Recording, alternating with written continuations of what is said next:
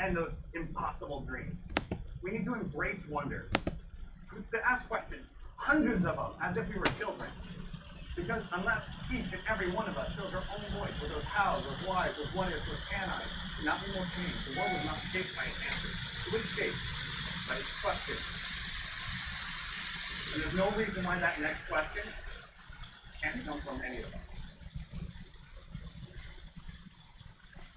Thank you very much. Where did the screwdriver come from? You see that? Screwdriver.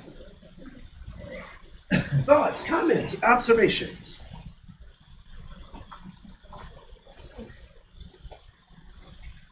Get like your point about how things don't have to be as much for them. We didn't want to like just have a communication from someone. Like, what is it really? Yeah, until we start asking questions. Okay. Other takeaways from that. I liked what he said about, the search engine bringing the most popular thing. Yeah. But it's not always the right thing or the most truthful thing. Yeah. And that like more profound things usually come from smaller or less popular ideas. Yeah. The woman sitting with the smoke in the room by herself. Get out! But when there was a room of other people who either saw or didn't see the smoke, she questioned her own self because she wanted to be in with the group, right? The most popular thing. So it could be that the most popular thing could be wrong. In our religious faith, right? There are things that lots of people do that we say we won't do because what we're doing isn't popular. We typically don't do the popular things in our faith walk, right? Something that I thought was very interesting was that idea that he said that technology in and of itself, the internet is passive technology, and we are active technology. The internet can only give us what the answers that we put in, right? So it doesn't think. It doesn't have the answers. So this idea that we have this illusion of knowledge, that we think we know things, can oftentimes be a block to actually having us learn things. Now, I don't want to. So there's a piece that I wanted to show you.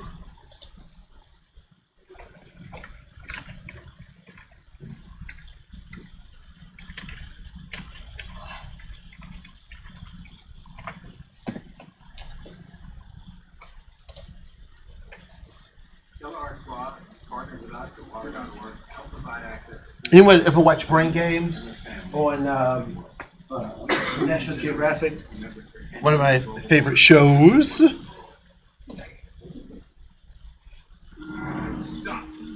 Pay attention.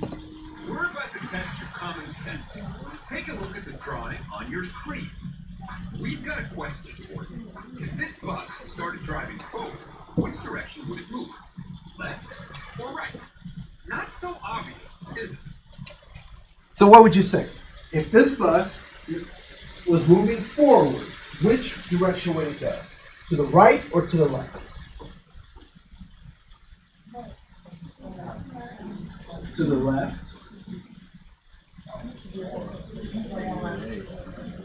No, it's moving forward. So which way would be forward? The left or to the right? Okay. So this is what I will tell you, and they will tell you this as well, that 10-year-olds get this right every time.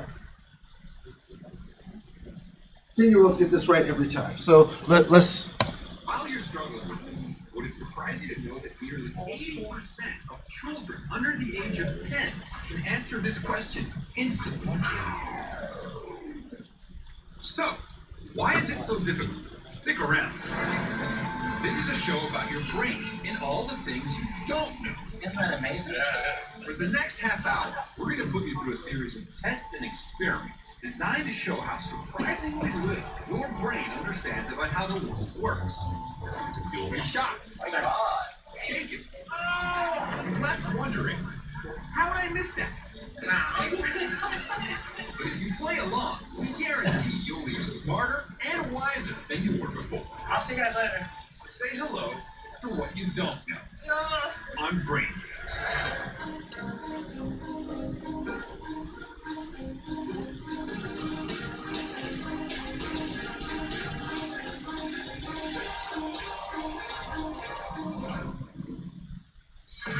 Most of us navigate our daily lives with relative ease. Drive your car, cook your food, use your computer, and talk on the phone like you were born to do it. But have you ever stopped to think about the things you don't know? And we're not just talking about what you did or didn't learn in the classroom. We're asking some college students the same question. We come to school and we learn history and math and science, but all too often we fail to learn how the world really works. Think about the things that we take for granted, the ubiquitous things we use in our everyday lives, like cell phones. Or even a zipper. As simple as a zipper looks, do you actually understand how it works? Stop for a second. Why don't you take a minute to think about it?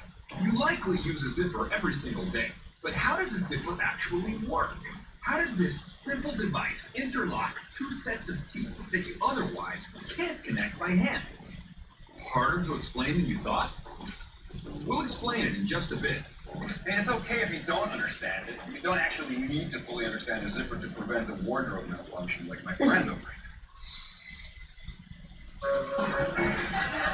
The truth is, we don't know how much we don't know.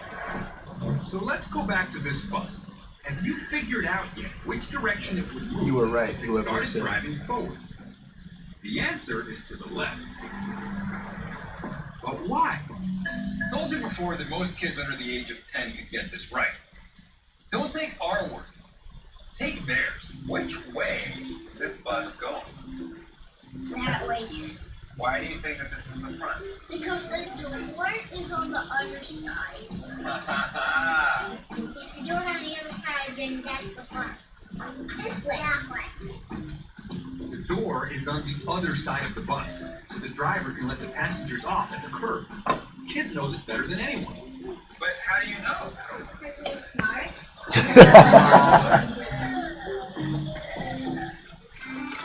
Science writer Shankar Vedantam reports on the many processes that happen completely outside our conscious awareness. So why is the bus question difficult for most adults and easy for children? Well, for one thing, it's a lot harder for an adult to see a simple drawing as a fully functioning bus. To a child, this is how a bus looks. But before you get too hung up on it, think about the bigger picture. This happens to us all the time in everyday life. We constantly come across problems we can't solve, and if we were honest with ourselves, we'd admit it. Psychologists have a term for this: the illusion of knowledge. Whether it's the bus question or how a zipper works, your brain is wired to try and provide an answer. It's a basic survival mechanism to make you feel more in control. After all, nobody likes to walk around feeling lost and clueless, especially for things we think we should know. The best way to see just how your brain fills in the blanks for you is to challenge it to get details about how a specific object works. Take a bike, for example. I'm setting up this next experiment, created by... So we'll stop right there. So one of my favorite shows, love it. I'm a geek like that. So this illusion of knowledge is things that we think that we know that we may not necessarily know. Associated with this idea of illusion of knowledge is the Dunning-Kruger effect. Have you ever had a friend who was wrong, absolutely dead wrong, but they actually thought you were wrong because they knew they were right? You ever had a friend like that, right? And then no matter how many facts you give them, how much information you give them, they're still like, you're wrong and I'm right. So this is actually called the Dunning-Kruger effect, and it's Kruger, Dunning-Kruger. And what they found is that people who, this is gonna hurt. People with lower intelligence actually think they're more right more often than they're not. And people with higher intelligence typically think that they're less right more often when they are. Imposter syndrome. It's the whole idea of the imposter syndrome, right? So this idea that the Dunning-Kruger effect occurs, so people with lower IQ or lower acquisition of information will take the information that they have and believe that it is right, when in fact they more often are wrong.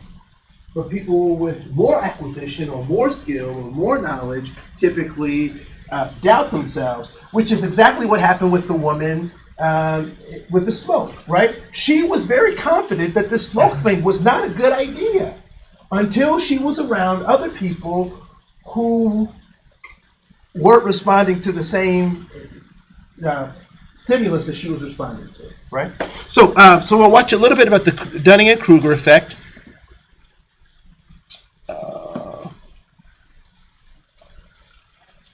It's just a short film. Man strives to further himself, constantly pushing the boundaries of what is possible. The wheel, fire, the sham wow. What comes next will define us. Don't tweet it. Stupid. Totally stupid. Unless you're a man and want to look manly as you grow. Still stupid. Really? Mm-hmm. Let me make it. Straight.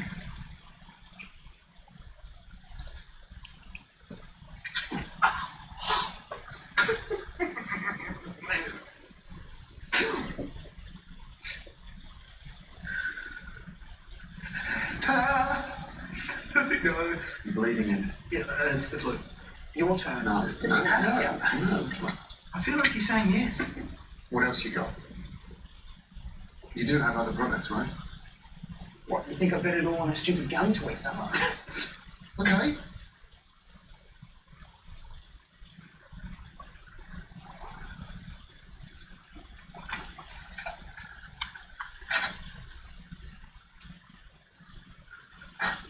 Toy gun tweeters. For kids. This is a fucking hostage situation, yeah? All you fucking get down on the fucking ground. Police. It was a who's a fucking hero. Come in here! And you're trying to have sex with my wife! Lay down! I said don't fucking stare at me! No fucking staring! Please! I'm ugly hole! You bit like my mum. I'm so sorry, I didn't. It's a gold mine, Martin. You like this stuff. You're a kid. I feel like you're saying yes, though. No. Please let me test it out with the man on the street. I can't let you test it with a man in the street. You're the CEO. So? You get arrested. Why? Because you can't point guns at people. Good point.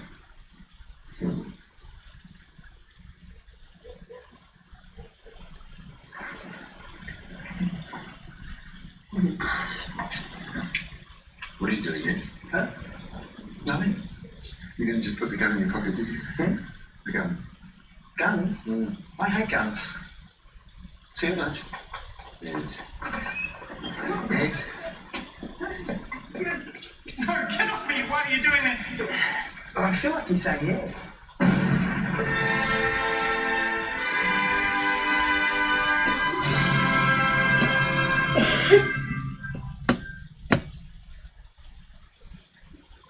They're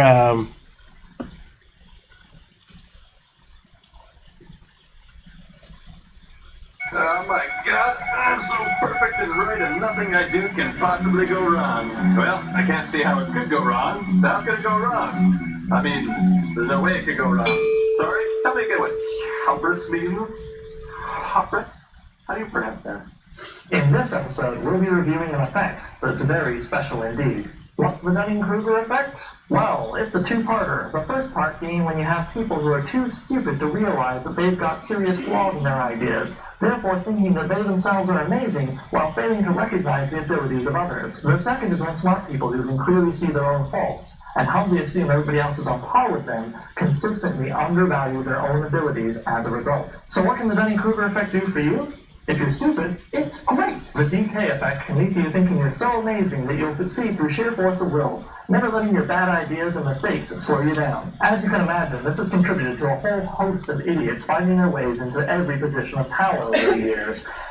And a nice ripple effect, I gotta be honest, is that it makes it really easy for a guy like me to make fun of a whole bunch of politicians he doesn't really like. If you have average or greater intelligence, then the Dunning-Kruger effect doesn't really seem that appealing. I mean, why would you want to consistently undervalue your abilities? Like, maybe you've been kind of cocky lately and you could do with a serving up of a slice of humble pie? However, if you're constantly aware of the Dunning-Kruger effect, then there are ways you can turn it to your advantage. Spotting the presence of the DK effect in a person can save you a lot of time. For example, if you're an employer with an employee who thinks he should be employee of the month all the time, but he keeps fucking up and has no idea why, well, maybe you should just fire his ass. And if you're an employee who has a boss who never recognizes how good you are at your job, again, could be the DK effect, in which case, just go get a new job. It would also be just amazing if more journalists got in the habit of spotting the DK effect in people, and then maybe chose not to engage with them since their ideas tend to not be terribly well thought out, and they don't engage in debate so much as they engage in repeating yourself competitions and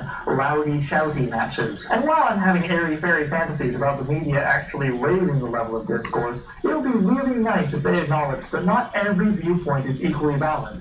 If they did, maybe we would be spared more enlightened exchanges like this one. Myself and the other parents thought it would be really nice if mentally unbalanced people didn't have such easy access to highly efficient people-killing tools so that we wouldn't have to fear for the lives of our children so much. Listen here, kitten tits. If we give up our right to highly efficient child-murdering machines, then King George III has already won. Think about it.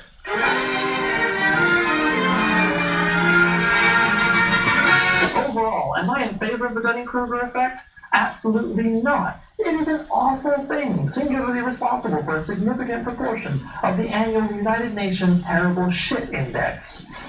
Am I in favor of more people knowing about it? Absolutely. The more people aware of the Dunning-Kruger effect, the lower the odds of us letting it ravage our society. I nearly forgot to tell you, actually, one other facet of the DK effect is that it can frequently lead to painfully unfunny people thinking they're hilarious.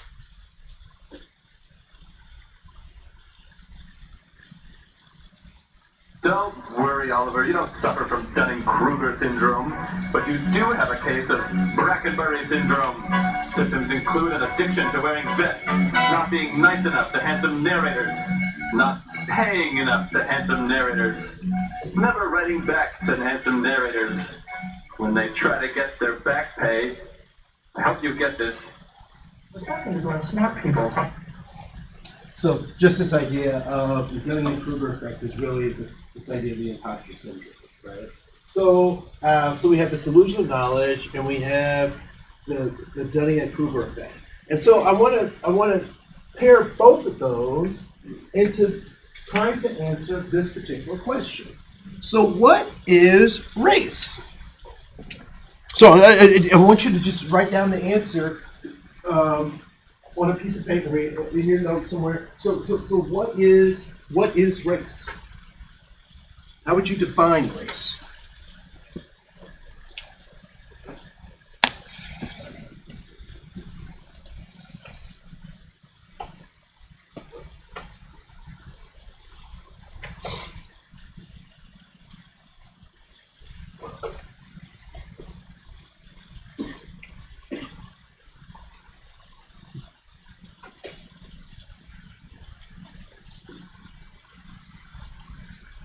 So what is this idea of race?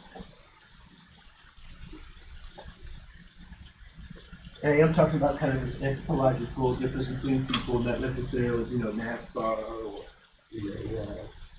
Twin Cities Marathon. How would you define race? What is race?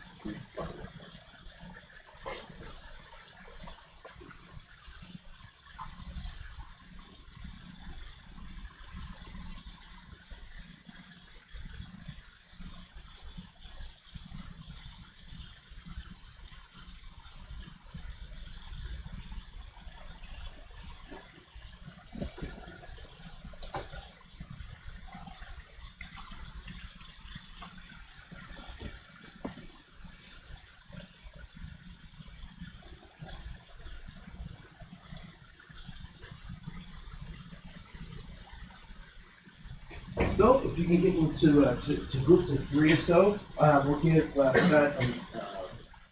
maybe I'll do 2 minutes for the whole group to kind of talk about their idea of race, what race is. All right? Cool. So I'll start the timer. We'll do 2 minutes. So how do you define race? What is race? I said, for your ancestors, enjoy your ancestors. So I said, like a super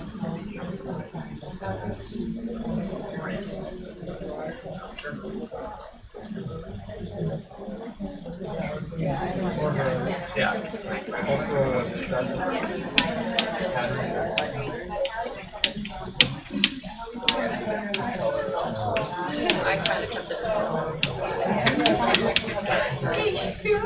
Kind of like.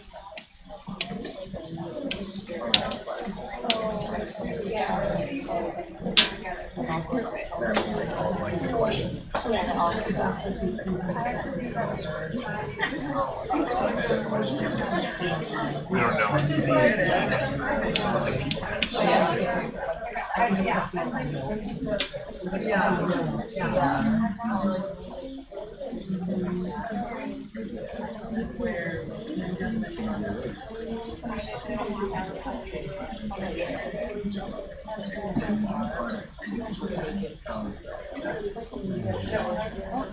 don't know. It's also kind of hard to think about what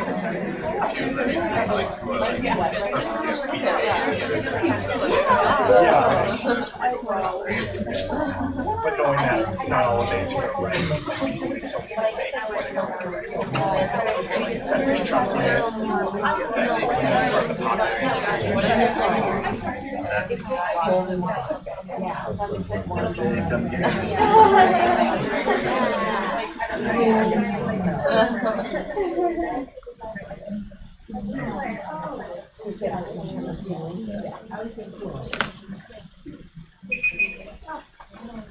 So cool. So what did folks come up with? What is this concept of race? What is race?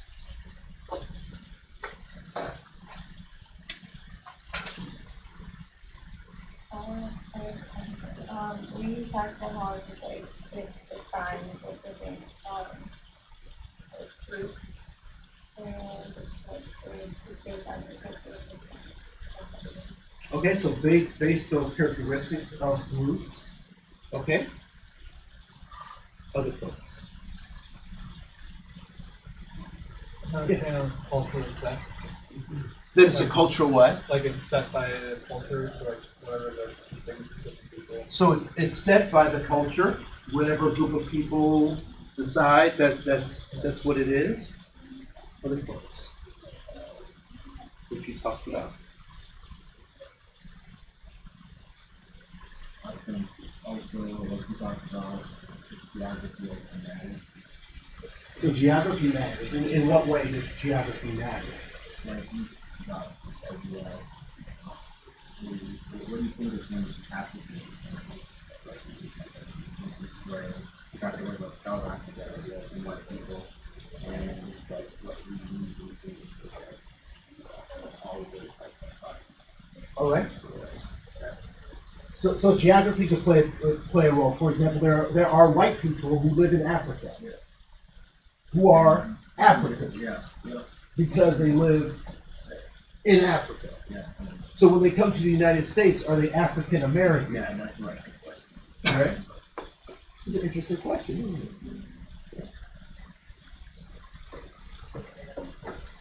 Here's the trickier part of the question.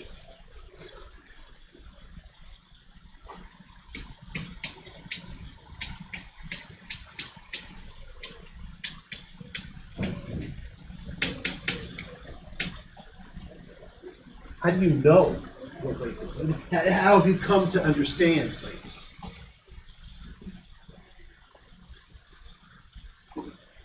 K-12? Did you drink K-12?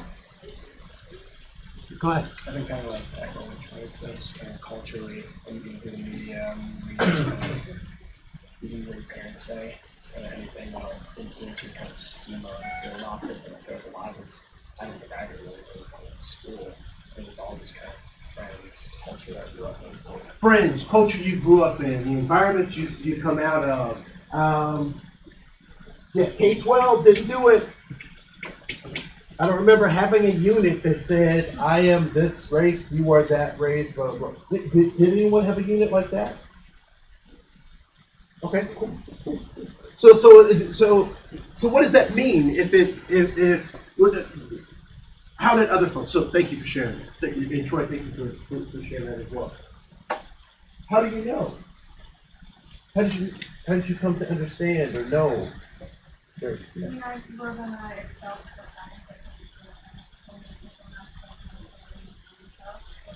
Okay. Yeah, it's like, you know, So knowing through experience is self-defining.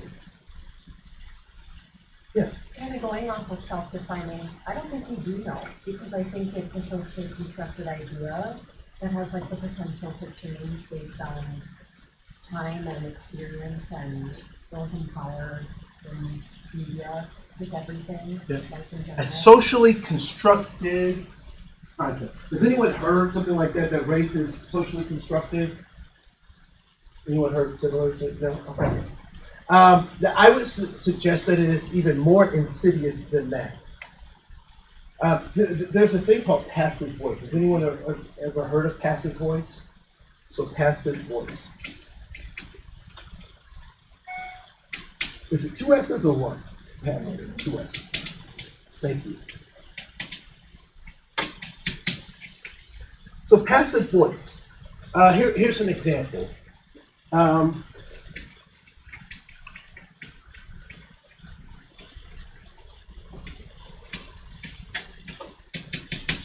Mistakes were made.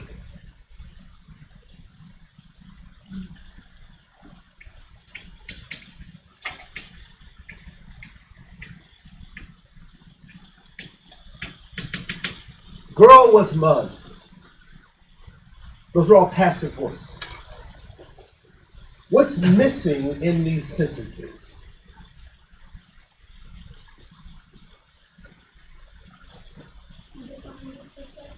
A defined subject, right? The actor, right? So the actor is missing.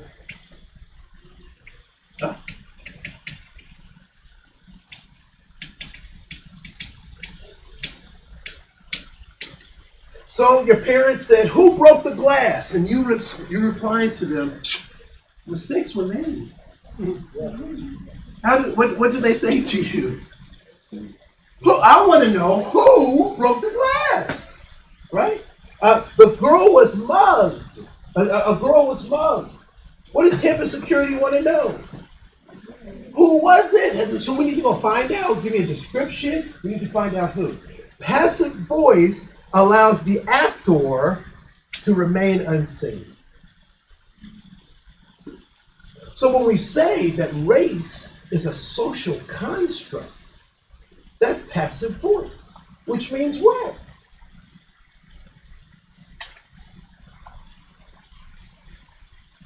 Where's the actor? Unseen. Unseen. So back to Troy's point, if race is a social construct, then what question should we be asking? How do you construct it? How do we construct it? Whose society and who constructed it? And I'll give you just a quick teaser.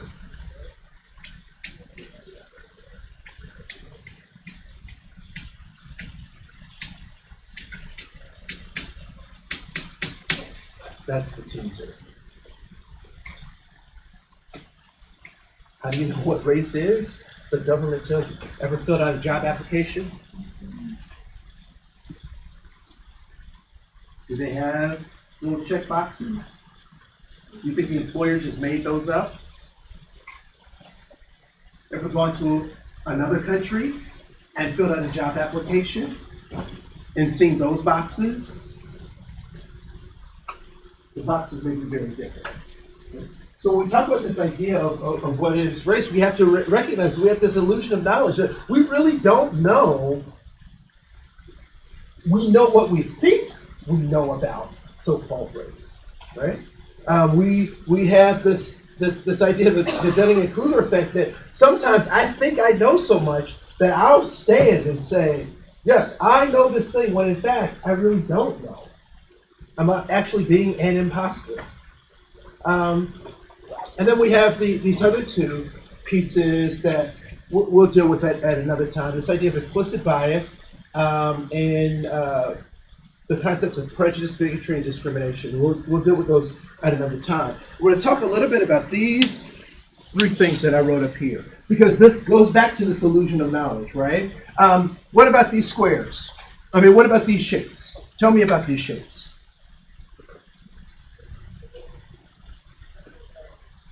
We kind of covered this a little bit before. Tell me something about these shapes. What do you notice about these shapes? Each one has something different inside of it. All right. What else do you recognize about these shapes?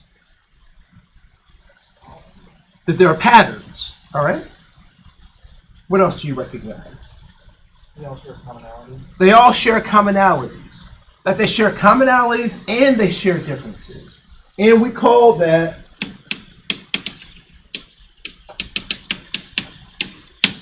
in the truest sense of diversity, this is what we're talking about. Our commonalities and our differences. The patterns, the inconsistencies, the way that those things relate to one another. So this is the truest sense of this idea of diversity. It's our commonalities and our differences. And so when we start talking about this idea of race, do we have commonalities? As human beings, yes, we cry, we hurt, we hunger, we yearn. Do we have differences? Yes, we do. How we yearn, for, get those things is very different, or can be very different. So we have this idea of the truest sense of diversity, that mix of our commonalities and our differences. Which of these brands is the right brand? We have Prada, Michael Kors, Nike, and Under Armour. Nike is the right one? Yeah. Right. Which one is the best brand out of these four? Nike, okay. Anybody else? What's that? Depends on what you're looking for, right? So let's say we have a Prada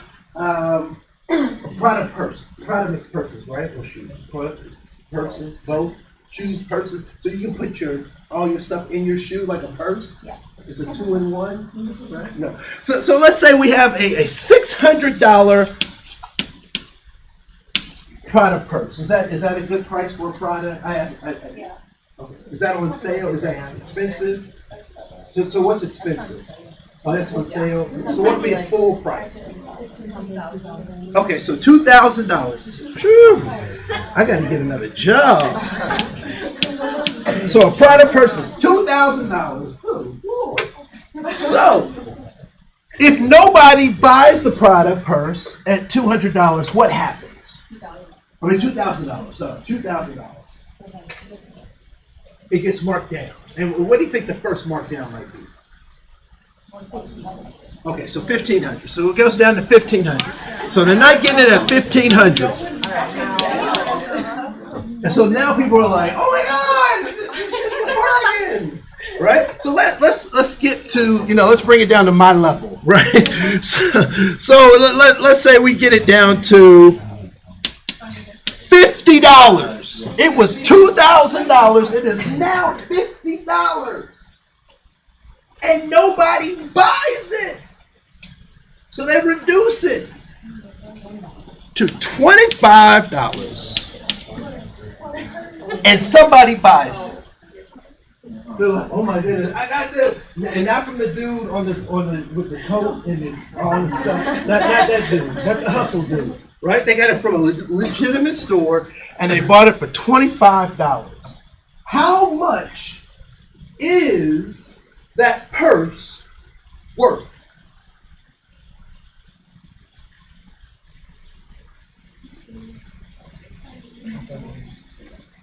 How much is it worth?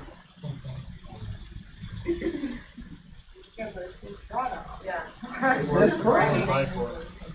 What's it worth? It could be really ugly, it could be attractive. What is it worth? Yeah. $25. It's worth whatever value we give it. And that particular person gave it a $25 value. Another person gave it a $2,000 value. Things don't have value until we give it value.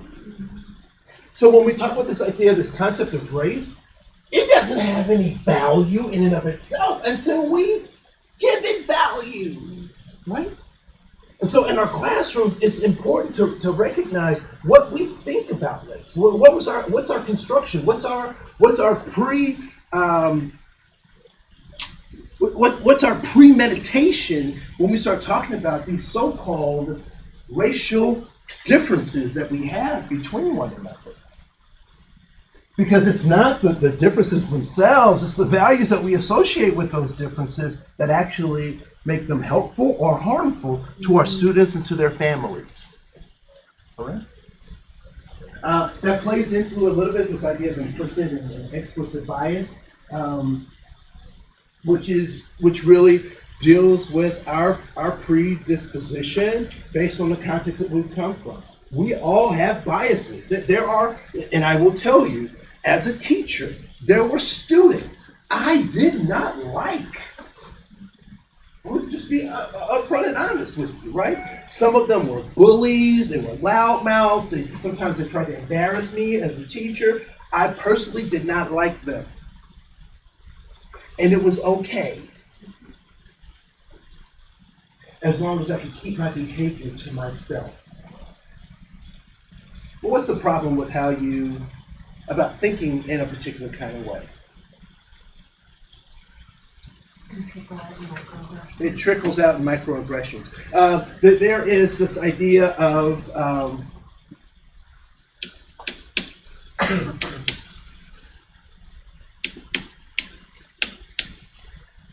so write this down somewhere. Your emotions plus thoughts dictate behaviors.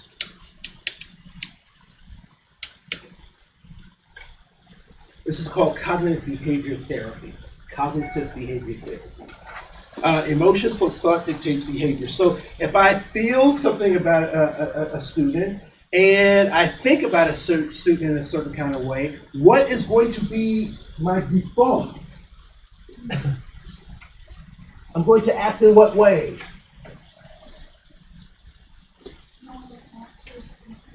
A way that matches what I think and how I feel about that student. So even though there were students I did not like, I had to get over myself and stop seeing them how I wanted to see them, but see them how God sees them, how the law sees them, how their parents see them, right? Because without that, then I'm engaging in tons of microaggressions, and we'll talk about those next week as well. From Dr. Gerald Sue. Oh, the other thing, and this is another critical thinking piece for you. When you look at these two Petri dishes, what is happening in each of these Petri dishes? When you look at that, what can you assume is kind of happening in those Petri dishes? Well, how are they different? So one grew faster, possibly. What else? What else do you notice about those two Petri dishes?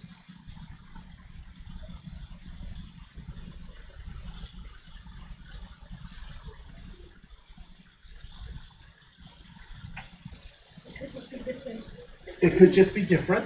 All right. And so what is the makeup of the difference? So what makes them different?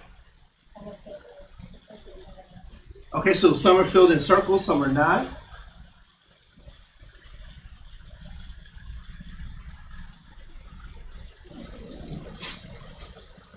let's say this is a group of sheep. There's a group of sheep. Which farmer has the most sheep? Farmer A or farmer B? Farmer B. Out of these two farmers, which of the farmer will have more difficulties in herding, shearing, feeding their sheep? Why B? Because there's more of them, right? So one of the things that I want to leave you with as something to think about is that you'll hear people say a phrase like this, which is a misnomer. It is falsely labeled. You'll hear people say black on black crime. Has anyone ever heard someone say that or use that, right? I want to let you know that there is no such thing. There is no such thing as black on black crime. What do these Petri dishes demonstrate for us? If I have more folks in here, I'm going to have more what? I'm going to have more conflict. I'm going to have more everything. Every kind of interaction that there is, I'm going to have more of them there than I will have here. So if I have a cold in here, what's going to happen? It's going to spread more rapidly. It's going to be blah, blah, blah, and less here, right? If I have crime here, what's that crime going to look like?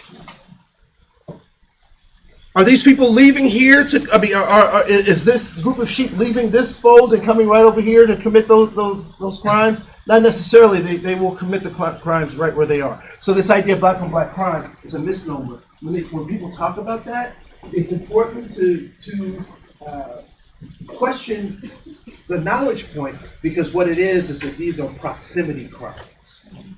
That people most often commit crimes closest to the people who are around them. All right? So just food for thought. I'll see you on Monday. I'll look for your reflections as well as your racial autobiographies in the download. Have a great day. Thank you so much.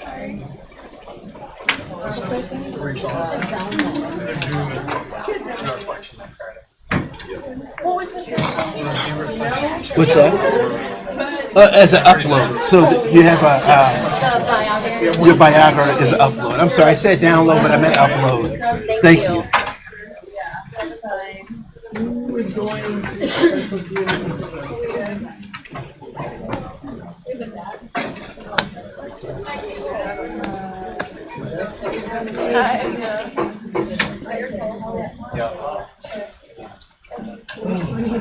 Or 03.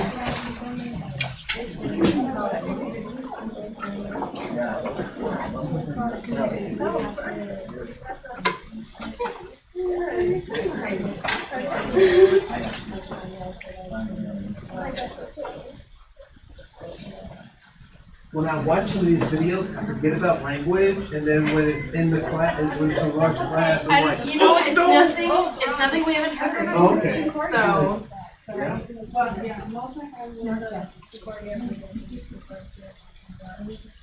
I like starting I have a question about that. How formal does it have to be? I already turned it in. I use like my own writing style. Okay. I just don't or anything like that. So, yeah, I wanted to know what your thoughts are. Okay, good. I was like, oh no, I might have to like edit it more, get my voice out of there. Oh, no. Like attractions and stuff, and like just the way I write. So. Yep. Okay. Nope. I just want to know what's.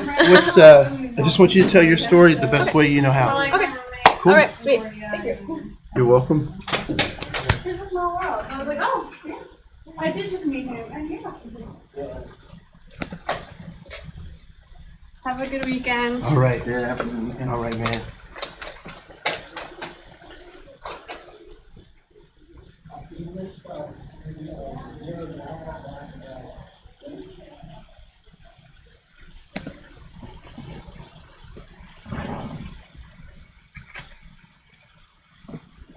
Sign out.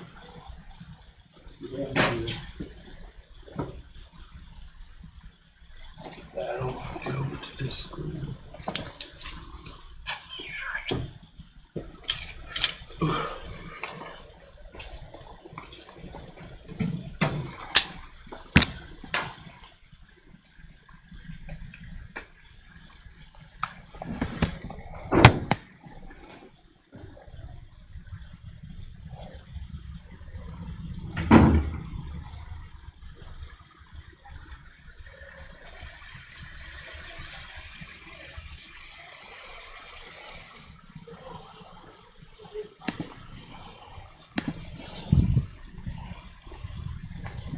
Come on in, come on in. Thank you, Yes, sir. you're welcome.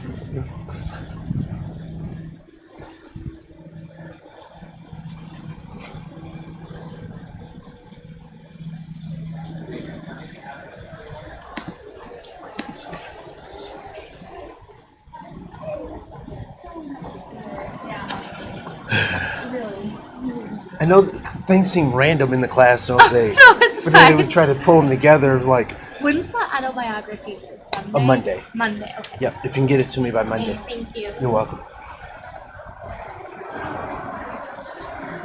Oh, 2:30.